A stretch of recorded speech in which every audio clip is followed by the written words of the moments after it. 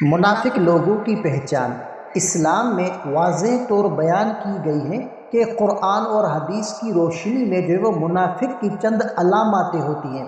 جو بندہ منافق ہو یا منافقت کرتا ہو تو اس کے لیے حدیث اور قرآن کے اندر ایسی چیزیں، ایسی نشانیاں بتائی گئی ہے جس سے ہمیں پتہ چل سکتا ہے کہ منافق بندہ کون ہے۔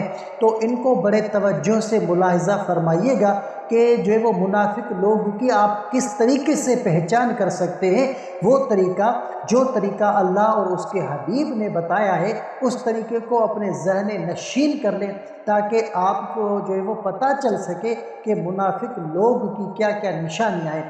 تو سب سے پہلی بات ہے کہ جھوٹ بولنا۔ نبی کریم صلی اللہ علیہ وآلہ وسلم نے فرمایا کہ منافق کی 3 نشانیاں ہیں۔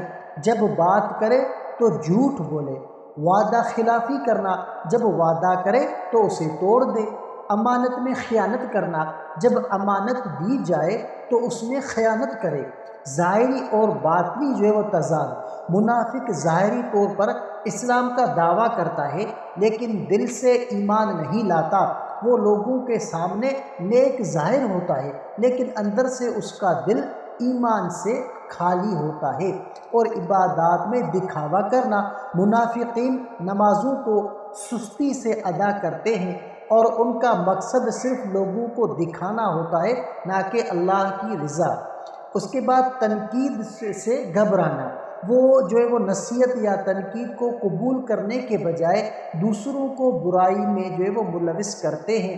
فخر اور تکبر، منافق لوگوں کو حقیر سمجھتا ہے اور اپنے آپ کو افضل سمجھتا ہے۔ یہ نشانیاں قرآن اور حدیث کی روشنی میں بیان کی گئی تاکہ جو ہے وہ مومنین منافقین سے بچنے کی کوشش کریں۔